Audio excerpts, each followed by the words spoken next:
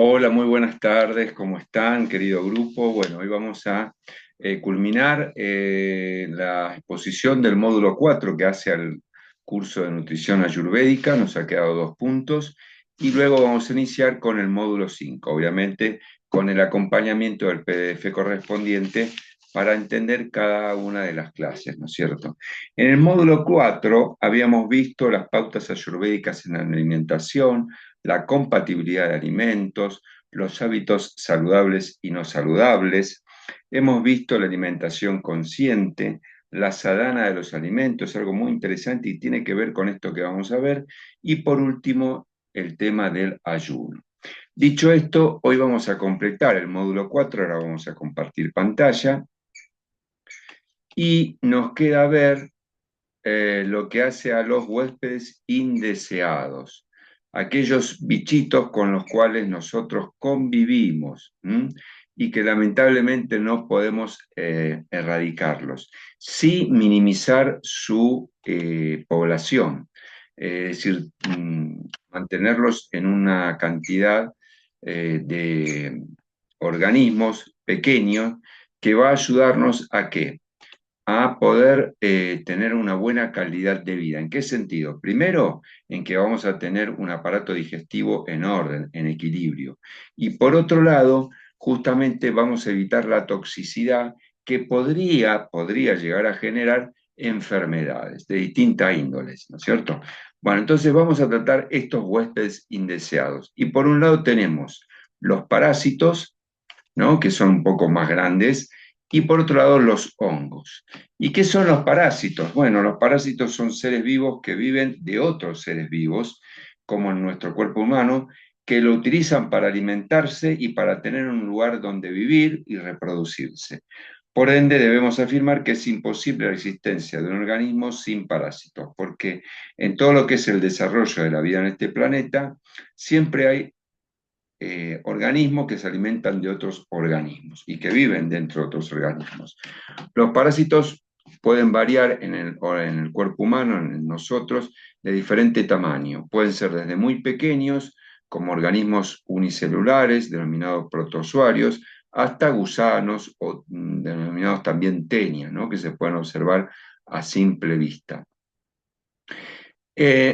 ¿Y cómo nos llegan? Bueno, esto tiene que ver con lo que habíamos hablado de la sadhana de los alimentos, tiene que ver con esto de tener un orden, una limpieza, un cuidado con los alimentos que traemos, no solo cuando los manipulamos, sino desde el punto de vista de la obtención. ¿Desde dónde los obtenemos? De una, por ejemplo, hablando de vegetales, de una verdulería que está en orden, que está limpia, donde la energía de la persona que nos atiende es agradable, o los traemos de cualquier lado, de supermercados donde no hay, digamos, los alimentos no se los consideran como un elemento vivo, sino como una cosa, un bien que hay que vender, estoquear y vender.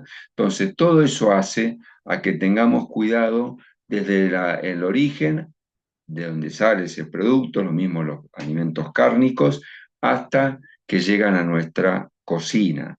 Y también a partir de allí nosotros tenemos que ser responsables en el hecho de la manutención, de los alimentos en temperatura y condiciones adecuadas, y de la manipulación, que tiene que ser lo más aséptica posible. Entonces, vamos a enumerar cómo nos llegan. Bueno, se puede encontrar por medio de alimentos o de agua que están contaminadas con estos parásitos, por la picadura de insectos, como por ejemplo el mal de Chagas, por contacto sexual, ahora que, digamos, hay cierta libertad o uso de la sexualidad un poco laxa, ¿no? Y entonces hay muchos encuentros casuales, por la manipulación de objetos con restos de heces contaminadas, por ambientes contaminados también, a veces, por ejemplo, cuando vamos al campo, cuando vamos a la playa, al tocar con las manos esos suelos, a veces sin querer llevamos en nuestras uñas algunos restos de parásitos y allí, bueno, manipulamos alimentos e ingresan a nuestro organismo. Debemos recordar que no solo nos quitan energía, porque ahora, una vez que ingresaron, ellos no es que también nos quitan energía porque se van alimentando de nosotros, aparte de los nutrientes, sino también que modifican las funciones de nuestro organismo. Es decir, a veces eh, hacen de una malfunción de nuestro aparato digestivo, de nuestra vista, porque a veces se alojan en los ojos, también de nuestro proceso cognitivo, pero se alojan en el cerebro, en los pulmones, ¿no? Entonces, fíjense, al abarcar tantos órganos, cómo afectan nuestro estado de ánimo y nuestros procesos mentales. Además, la muerte de estos, porque una vez que cumplen su ciclo mueren, también nos generan más toxicidad, porque son restos de organismos biológicos que están dando vuelta en todo nuestro torrente sanguíneo, más allá de la parte de los huevos, que también es importante destacarlo, que genera todo este problema de toxicidad crónica, ¿no? Que se manifiesta de muchas maneras, a través de, a través de alergias, a través de disfunciones hepáticas, de problemas en la sangre, en la piel, etcétera, etcétera, etcétera. Ahora bien, ¿cómo los tratamos desde la Ayurveda? Bueno, lo primero es evitar tener un organismo ácido. Entonces, lo que hay que hacer es alcalinizar nuestro organismo. ¿De qué manera? Bueno, consumir minerales, consumir a través de los vegetales, eh, ¿qué más? De las frutas, de legumbres, de frutos secos, ¿sí? Evitar aquello que nos acidifique, los productos refinados, léase harina, eh, arroz, azúcar, las bebidas alcohólicas, ¿sí? ¿Qué más? El tabaco, los estupefacientes, las drogas, el hecho de consumir alimentos industrializados también nos acidifica nuestro organismo. Y el hecho de no tener lugares ventilados, es decir, el tema de los parásitos, eh, es importante conservar la alcalinidad de nuestro organismo y la oxigenación a través de una buena respiración, ¿sí? Inclusive hay estudios que consideran que los tumores cancerígenos en realidad son nidos de parásitos.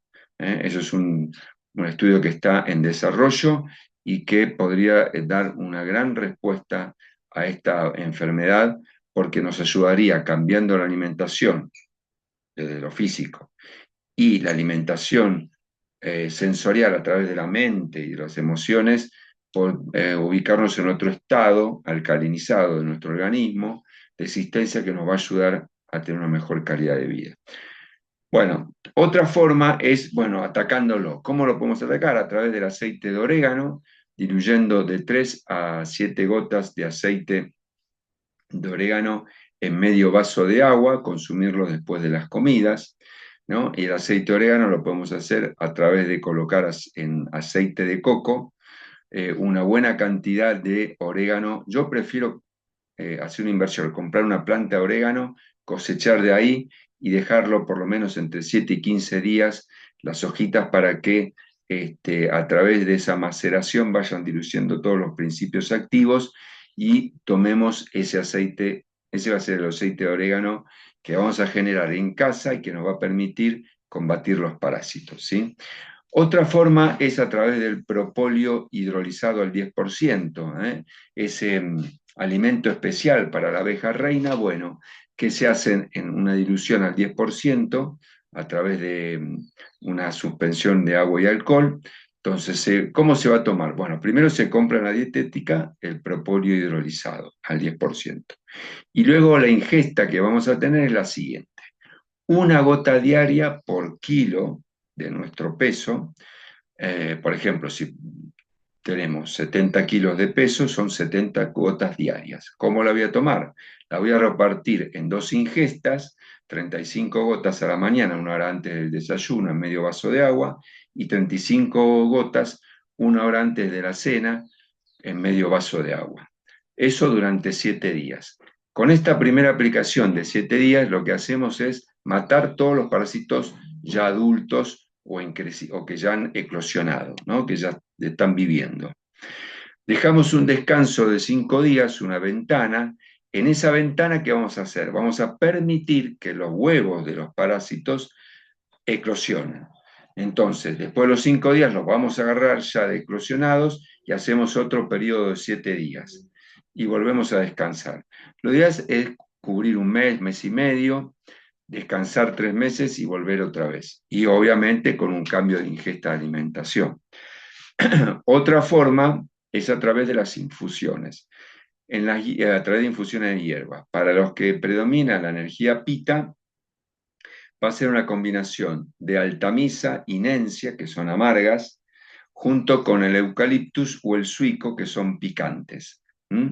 Combinado con estos dos, va a atacar a los parásitos. En el caso de Kapha o Vata, que son energías enfriantes, vamos a buscar la artemisa, que es caliente, junto al eucaliptus y al clavo de olor, que son picantes. Entonces, de esa manera los vamos a ir eliminando.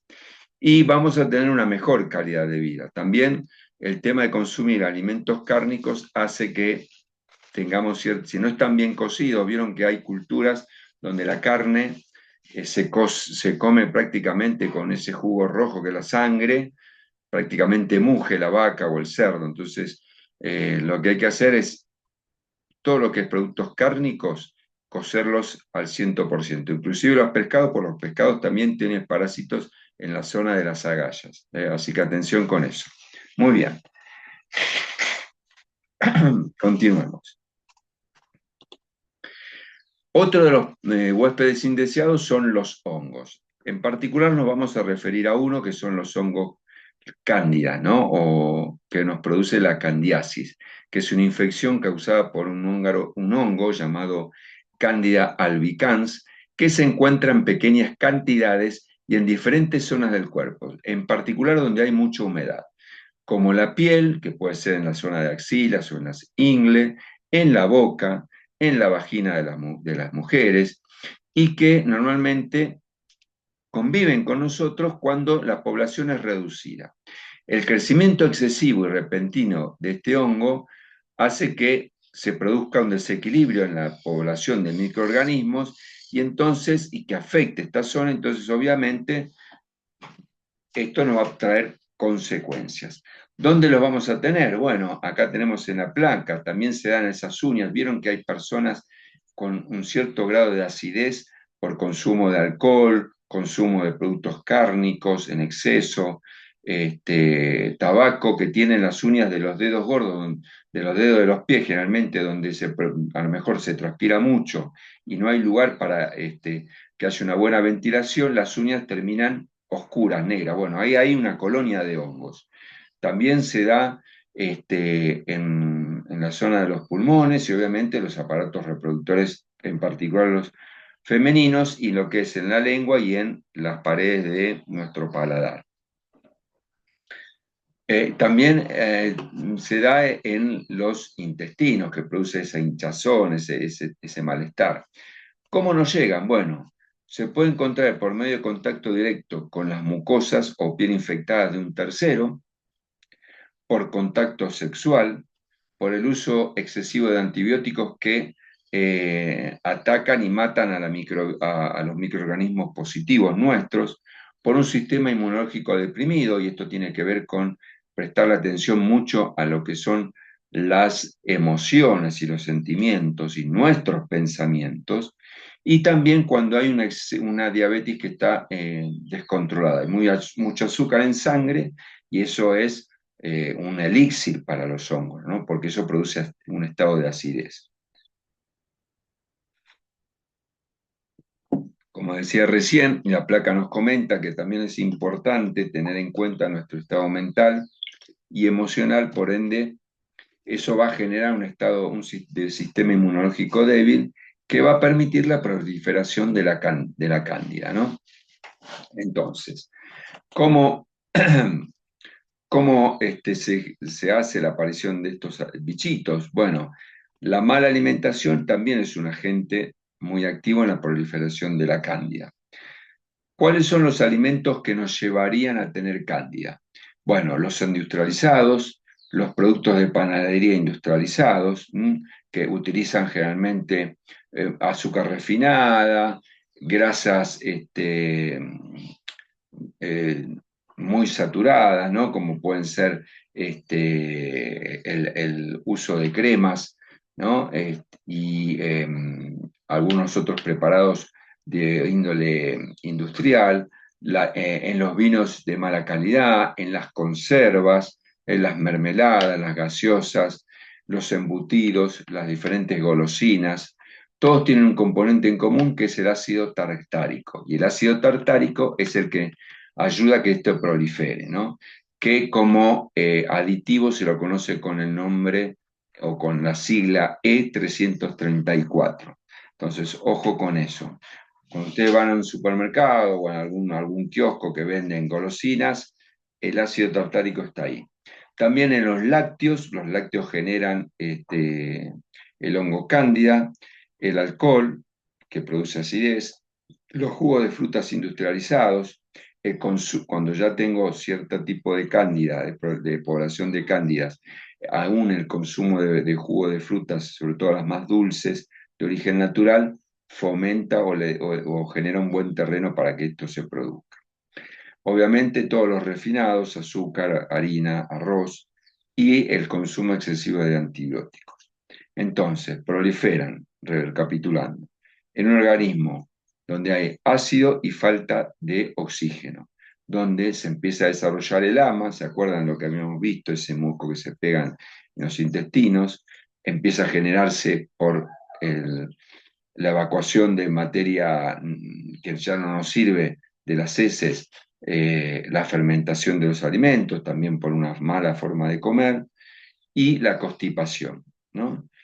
Entonces, todo eso nos lleva a que prolifere el hongo cándida. ¿Y cómo se va a manifestar? Bueno, a través de obesidad, de una diabetes tipo 2, exceso de glucosa en sangre, depresión, hongos y picor en la piel y en los genitales, alergias, cistitis, inflamación intestinal y migrañas. Todo eso genera es manifestación de la proliferación del hongo cándida. Entonces, lo que tenemos que hacer es evitar caer en eso. En particular, en la mujer se produce lo que se llama la candidiasis vaginal, que es una infección vaginal por hongos, ¿no? También conocida como vulvovaginitis, candidiástica o infección por hongos vaginales. ¿Qué es lo que pasa? Estos honguitos habitan en ese lugar húmedo y caliente, pero su población se descontrola. Y ahí empiezan a aparecer los problemas. ¿Cómo se manifiestan? Con picazón, irritación, ardor en la vulva y en la vagina, además de un flujo vaginal espeso y blancuzco. Entonces, ¿qué es lo que causa la candidiasis vaginal? Bueno, el hongo cándida está presente naturalmente en la vagina, pero cuando hay un desequilibrio de esta flora vaginal, o por el uso de antibióticos, o por el uso de algunos agentes cosméticos, ¿sí? Que va matando a la microbiota buena, a los microbios buenos, esto puede ser que se multiplique en forma excesiva. También hay otros factores desde el punto de vista físico que hacen que estos predominen, como la diabetes, otra vez de nuevo, el embarazo cuando hay un cambio hormonal, el uso de anticonceptivos hormonales, el uso de ropa interior femenina de fibras sintéticas muy ajustadas, ¿no? Donde no permite la evaporación de la transpiración y obviamente estados de VHI, de inmunodeficiencia.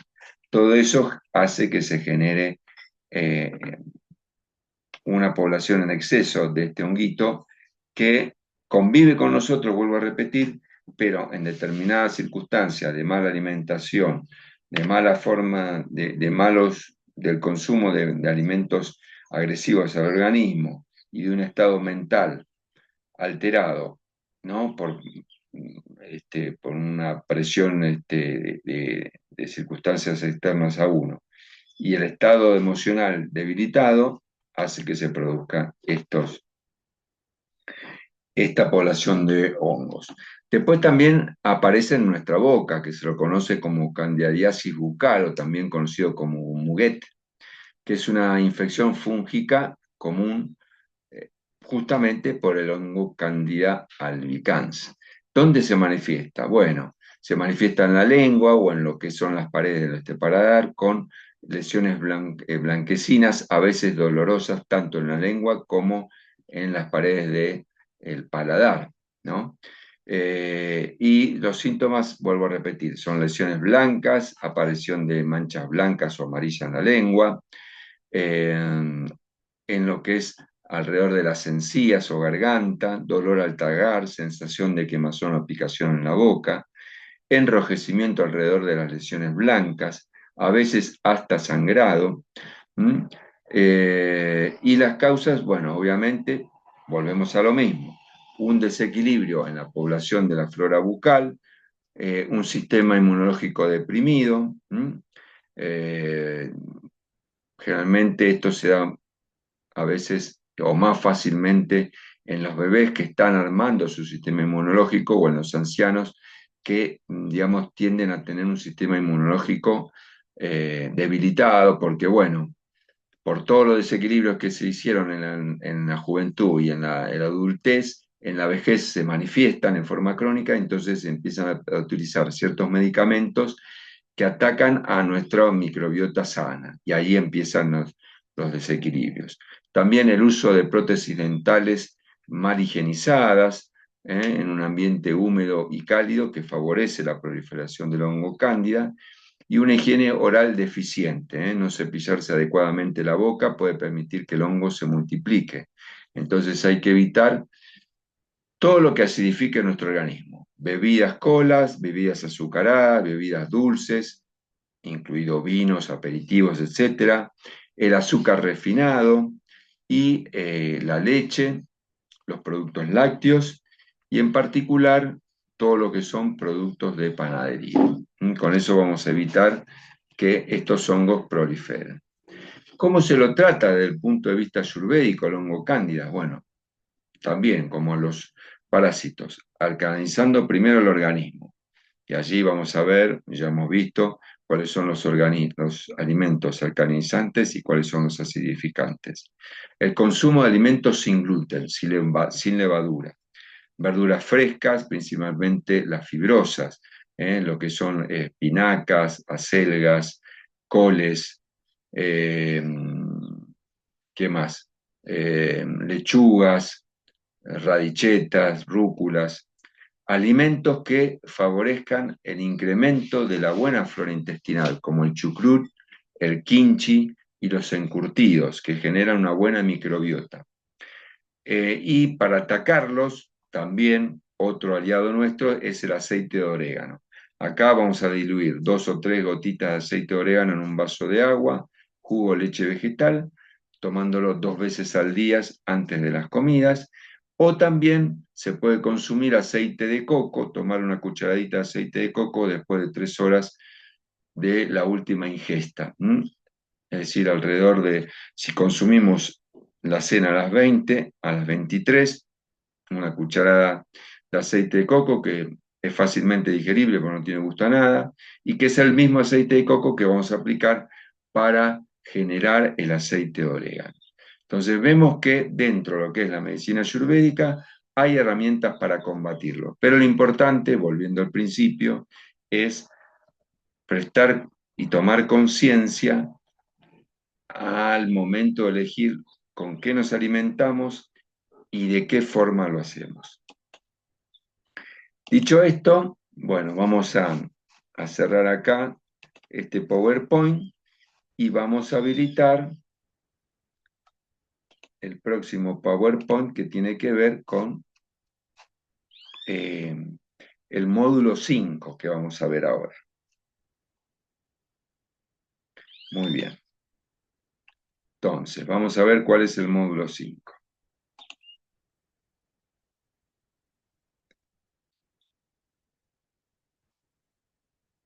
Perfecto, acá está. Acá lo tenemos.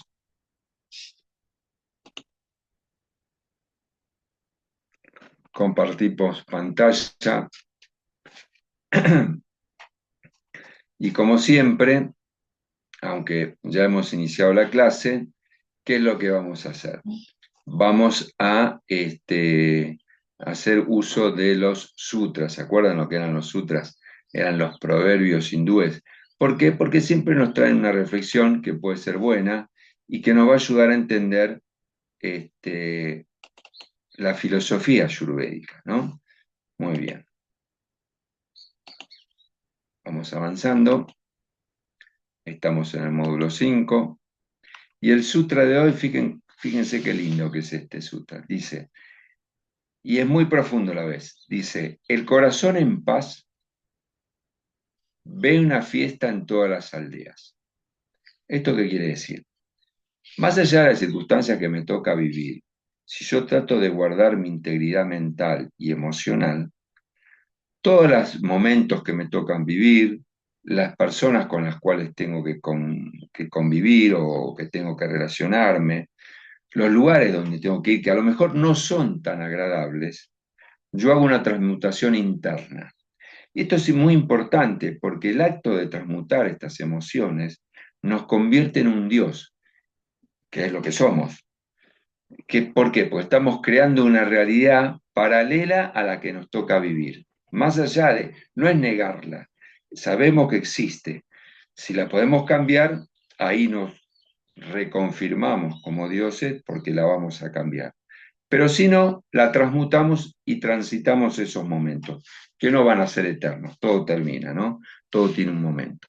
Así que bueno, fíjense qué importante esta frase, me encantó y me gusta compartirla. Es uno de los sutras que más me gusta compartir. Muy bien. ¿Qué vamos a ver en el módulo 5? Vamos a hacer una valoración de los alimentos según las doshas, es decir, vamos a ubicar a los alimentos de acuerdo a los principios o características de cada una de las doshas. Es lo mismo comer un ajo para un pita que para un vata o para un kapha. Es lo mismo comer una batata para un vata, un pita, un kapha. Eso es lo que vamos a ver. Por otro lado, vamos a ver también algunos ejemplos y características de cómo deberían ser los desayunos y snacks para las tres tipologías biológicas. Y por último, menúes para las tres tipologías biológicas, respetando las características de las mismas. Es decir, todo lo que vimos en teoría, ahora lo vamos a llevar a la práctica, ¿sí? O ustedes lo pueden llevar a la práctica. Entonces, avancemos. Muy bien. Vamos a hacer un repaso diciendo que dosha, literalmente en sánscrito, significa aquello que decae. Acuérdense que nuestra dosha dominante es nuestro karma. ¿Por qué? Porque siempre esta fuerza nos va a llevar a consumir más de lo mismo y nos va a llevar al desequilibrio, ¿no? Y nos guste o no nos guste, van a constituir nuestra biología. Va a haber una dosha secundaria, una dosha principal, una dosha secundaria y una dosha terciaria. ¿Cuál es nuestra tarea? Mantenerlas en equilibrio. Partiendo de este concepto, vamos a analizar las constituciones de cada uno de ustedes. Bueno, un poco ya me dieron la devolución. Me queda confirmarle a Ale cuál es la dosha dominante. Con Laura ya lo vimos, así que bueno, vamos a ir viendo y con las otras chicas también. Y a partir de allí vamos a ir definiendo cuáles son los alimentos adecuados para mantener en equilibrio esa dosha dominante. O a veces, atención, cuando hay un desequilibrio en alguna dosha, no importa que no sea la dominante, que sea la secundaria o la terciaria, la alimentación va a ir enfocada a restaurar el equilibrio de esa dosha en desequilibrio, y una vez hecho esto, nos abocamos sí a mantener en equilibrio la dosha dominante, que es la que predomina y que es la que siempre va a ser mayor, va a generar mayor influencia. ¿Para qué? Para entrar en desequilibrio. Repasando cómo son cada una de las constituciones, arrancamos con la constitución Vata, que de constitución física es una persona flaca y liviana, que puede ser o muy alta o bajita. Va a ser una persona activa, inquieta, siempre va a estar haciendo algo, de mente creativa, va a estar estudiando, va a estar creando desde el arte o desde la espiritualidad. Y todo es variable, tanto su hambre como sus sueños, como su digestión, tienden a ser variables. Un día andan bárbaro, otro día les cuesta un montón. Si no está en desequilibrio, tanto la piel como, como sus cabellos, como los labios, tienden a estar en un estado de sequedad y de articulaciones prominentes y ruidosas. Desde el punto de vista psicológico, en equilibrio es una persona muy activa y muy creativa, flexible ante las diferentes circunstancias que le toca vivir, aunque sean de imprevisto, y con mucha iniciativa. Cuando están en desequilibrio se tornan ansiosas, miedosas. ¿Mm? Entonces, ¿qué es lo que yo voy a necesitar para mantener en equilibrio a la doya vata? Alimentos opuestos a la energía de la doya, calientes y oleosos, que me hidraten. Eso van a equilibrarme. Los alimentos livianos, secos y fríos son los que me van a desequilibrar. Para mantener este equilibrio, Vata tiene que tener una regularidad en la forma de comer, es decir, una rutina. Hacer 3 comidas diarias, ¿no? Un buen desayuno, una muy buena almuerzo y una merienda cena interesante. Siempre en horarios fijos, porque eso va a hacer que Vata se ancle en un espacio-tiempo y le dedique tiempo a comer y coma consciente de espacio. Luego, como dijimos, hay una doya dominante y una doya secundaria. Entonces puede haber gente que sea Vata Pita, que van a ser delgados, rápidos, emprendedores, esto se lo va a dar Pita, de un intelecto agudo, esto también se lo va a dar Pita, de una digestión más fuerte, que también se lo va a dar Pita, un poco más de resistencia al frío, y van a ser amistosos y conservadores.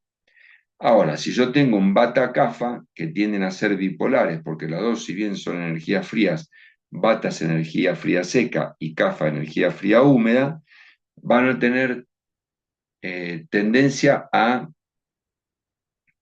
costarle definirse ante una situación.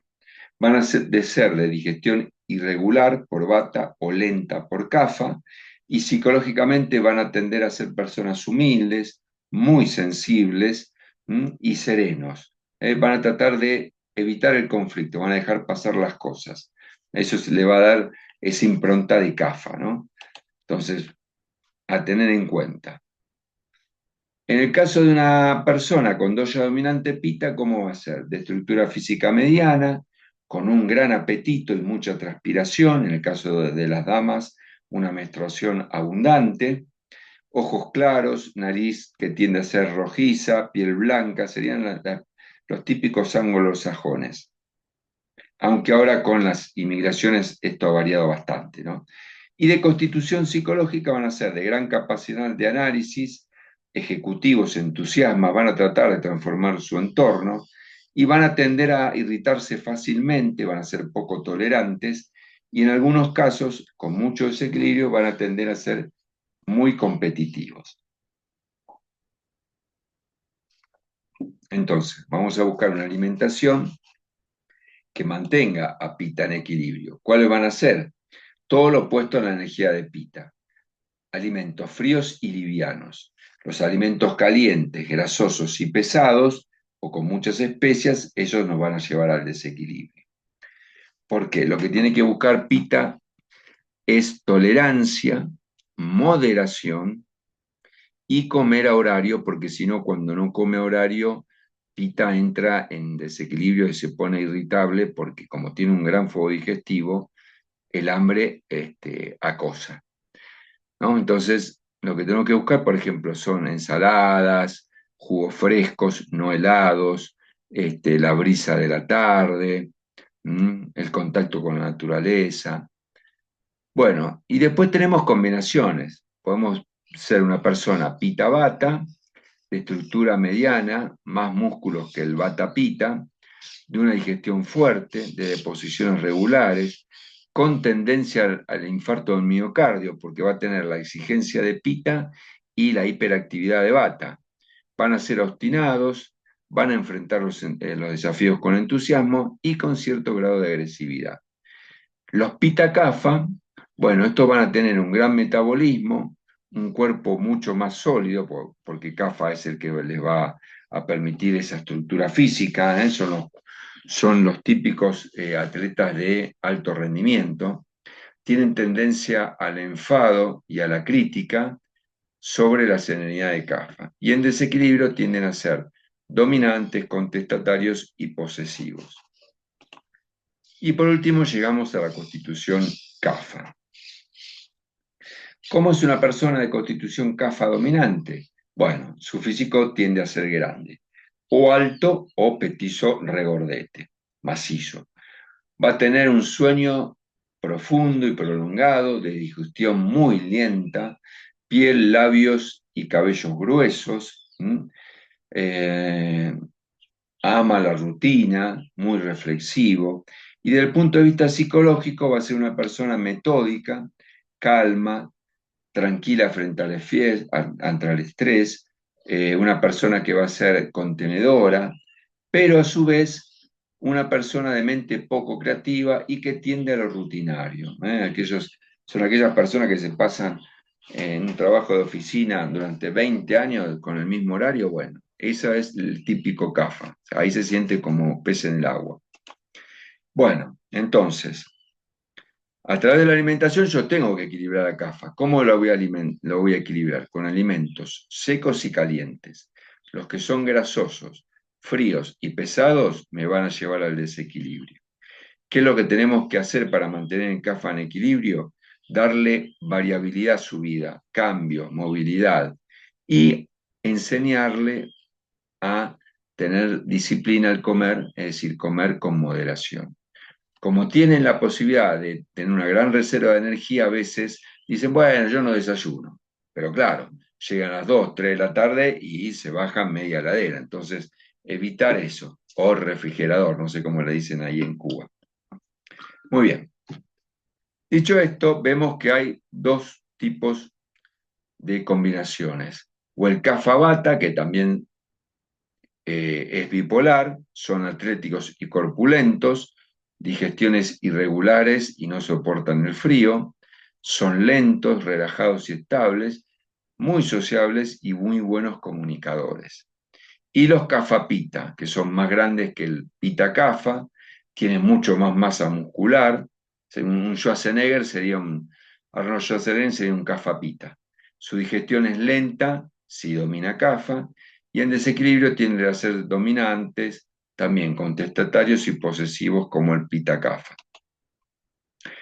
Dicho este análisis de las doyas, vamos a ver cómo podemos ir diferenciando algunas de las verduras, de los alimentos, vamos a ver verduras, frutas, legumbres, vamos a hacer hincapié en los productos vegetales, que pueden favorecer y desfavorecer a cada una de las doyas en el proceso de mantenerlas en equilibrio.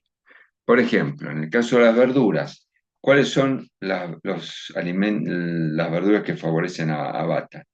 Los ajos cocidos, las remolachas, las cebollas cocidas, los espárragos, los nabos, los pepinos, los porotitos mung, los rabanitos, las zanahorias, rabanitos no muy picantes, ¿no?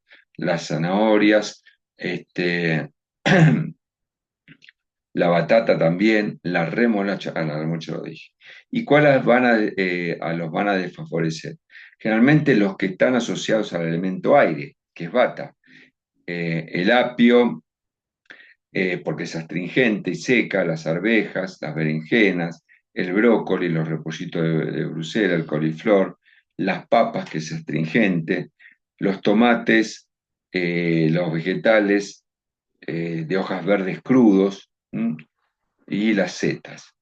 En el caso de los pitas, bueno, también ahí tenemos arvejas, brócolis, brotes, repollo de Bruselas, todo lo que favorece a Bata lo favorece a pita.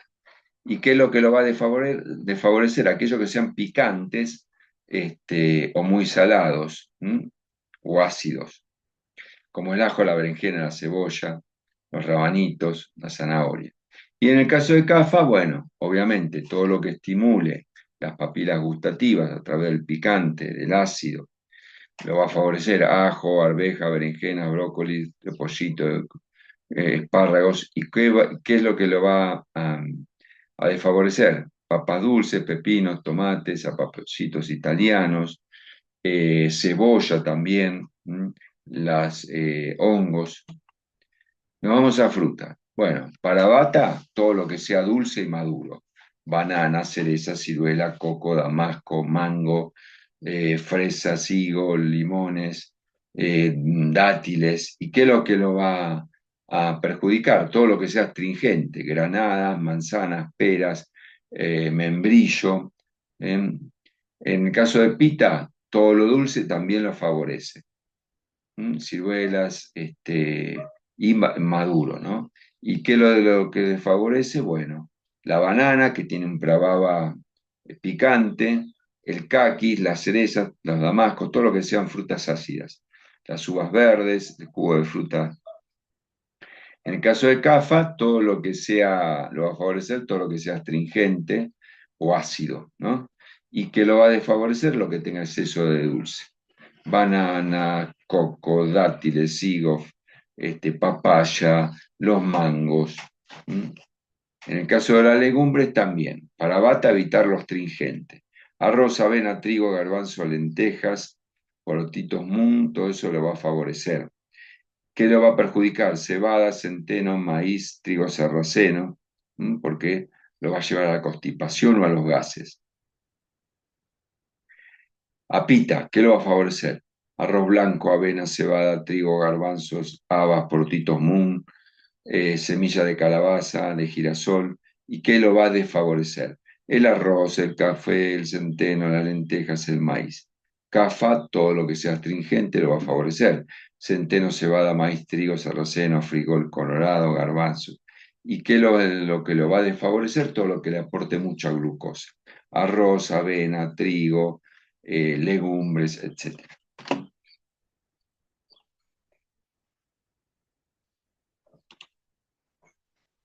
En las especias, bueno, para CAFA es fácil, van todas. ¿Por qué? Porque estimulan las papilas gustativas y estimulan también la metabolización, la digestión de los alimentos. Para pita, evitar todo lo que sea picante y ácido. Y para bata, lo picante, lo que es picante. Después van a ver en el PDF que va a haber hierbas y especias enfriantes y calentantes más detallados.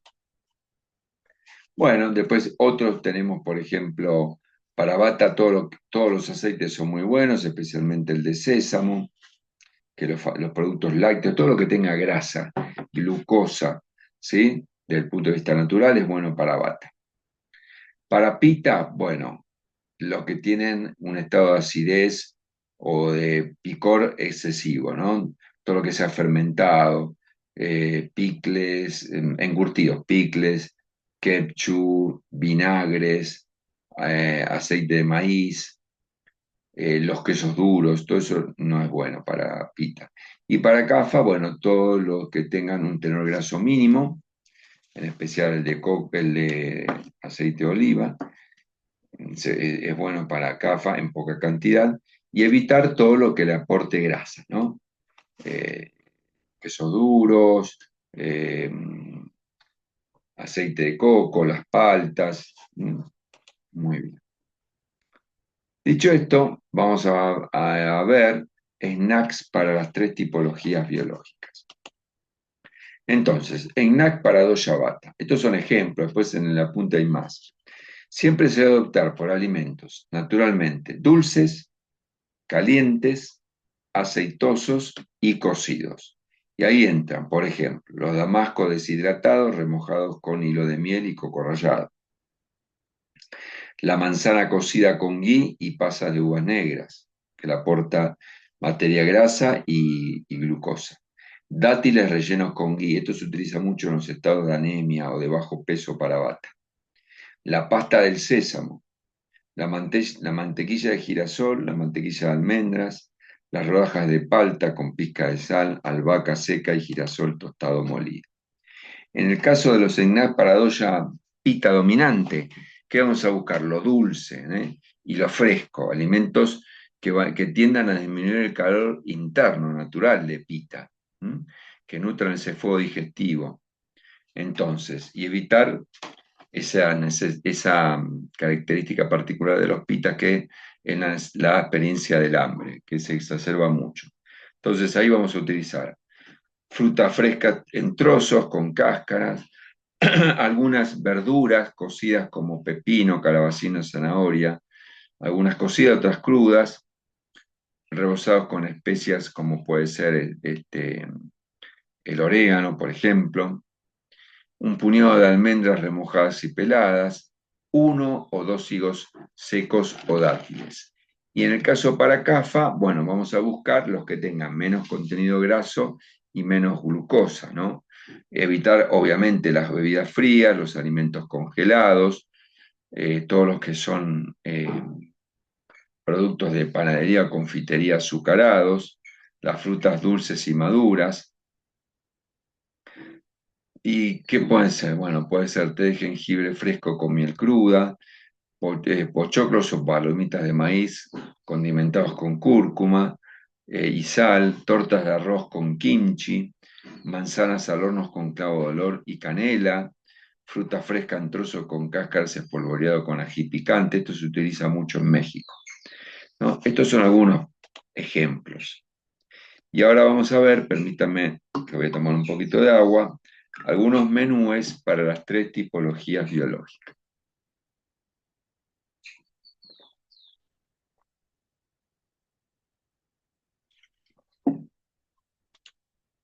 Bueno, alimentos para doya vata. Siempre se debe optar por alimentos naturalmente dulces, calientes, aceitosos y cocidos. Aquí podemos este, presentar alimentos como guisos, estofados, sopas calientes, cereales calientes, leche caliente, preferentemente orgánicas, té de hierbas, pan fresco, pasteles de frutas calientes, vieron esas tortas con frutas, particularmente en invierno, ¿no? Frutas dulces como las uvas o los mangos, también son muy buenos esta, em, esta doya. En el caso de pita, bueno, van a ser alimentos que calmen ese calor interno, ¿no? Y aquí, bueno, vamos a buscar ensaladas con vegetales crudos y frescos, cereales fríos, leche, helados, pueden ser legumbres, granos, los brotes, me estaba acordando de los brotes, los jugos de fruta, los té de hierbas como la menta, la manzanilla o la melisa, van a ser los apropiados. Y para CAFA, bueno, tratar de caer en la zona del frío húmedo. Entonces, vamos a entregarle alimentos ligeros y calientes. Puede ser ensaladas, pueden ser fruta madura o cocida con poquito de miel, con hilos de miel, verduras cocidas al vapor o al horno. Las comidas con especias favorecen la buena digestión y liberan las mucosidades, ¿no? Todo lo que sea con mucosa es lo ideal, ¿no es cierto? Bueno, y acá tenemos por último la planificación de comidas equilibradas por día, cuáles son las porciones que debería comer Bata Piticafa, diferenciadas en cereales integrales, proteínas de alta calidad, vegetales cocidos preferentemente y porciones de fruta fresca, ¿no? Discriminados en Bata, ahí se te entrega muchas porciones de cereales integrales porque le va a entregar mucha energía, lo mismo que proteínas, acá hay una cantidad importante, y los vegetales cocidos, preferentemente fibrosos, para ayudar a evacuar a bata que tiende a ser una energía fría seca. Y frutas frescas también. En el caso de CAFA, disminuyen los cereales integrales, se mantienen en la cantidad de proteínas, pero de alta calidad y baja en grasas, es decir, en vez de proteínas animales, proteínas vegetales. Y se aumenta la cantidad de porciones de vegetales frescos, ¿no es cierto? que es lo que necesita, o cocidos que necesita CAFA, porque tiene todo su proceso digestivo lento. Y Pita va a hacer hincapié en lo que son, más que nada, vegetales frescos, con gran cantidad de porciones, y frutas frescas. ¿Mm? Esa es la idea. En el apunte, ustedes van a recibir lo que son ejemplos, ya con las recetas para armarlas, de desayunos y de también de snacks para preparar y de menúes. No es que esto es solamente una mención que hemos hecho a nivel general. En el apunte, que me parece que es lo más potable para no estirar demasiado la clase y que no tiene sentido que yo les explique en la clase, bueno, les dé una receta y cómo lo elaboran. Es fácil de entender, está muy bien desarrollado los temas para que ustedes puedan implementarlo en casa y que puedan disfrutar de la cocina, pero orientada a la conservación del equilibrio de la doya dominante, ¿sí? Entonces, junto con estos conceptos genéricos, en el PDF van a ir los snacks, los desayunos y los menúes con ejemplos bien prácticos para que ustedes puedan realizarlos en casa. Después me cuentan, porque me gustaría este feedback, este ida y vuelta, para que ustedes puedan contarme, bueno, cómo lo experimentaron, si incorporaron sabores nuevos o comidas nuevas que no conocían, y ver qué resultados van entregando al funcionamiento del organismo de ustedes. Eso es lo mejor que me pueden dar como devolución. Y el módulo 6 es muy bueno, lo que vamos a ver el viernes que viene, el jueves que viene, porque vamos a ver leches vegetales, germinados, masalas y churnas, jugos detox, aderezos naturales y por último alimentos alcalinizantes. Algo más que interesante para poder mantener nuestra microbiota en perfecto estado. Así que viene súper completo el curso. Espero que este módulo 5 lo puedan implementar en casa. Cuéntenme en la semana cómo les va. Y bueno, los despido como siempre, de corazón a corazón. Namaste. Nos vemos en la próxima clase con más información acerca de este hermoso curso de nutrición ayurvédica. Nos estamos viendo. Chau, chau.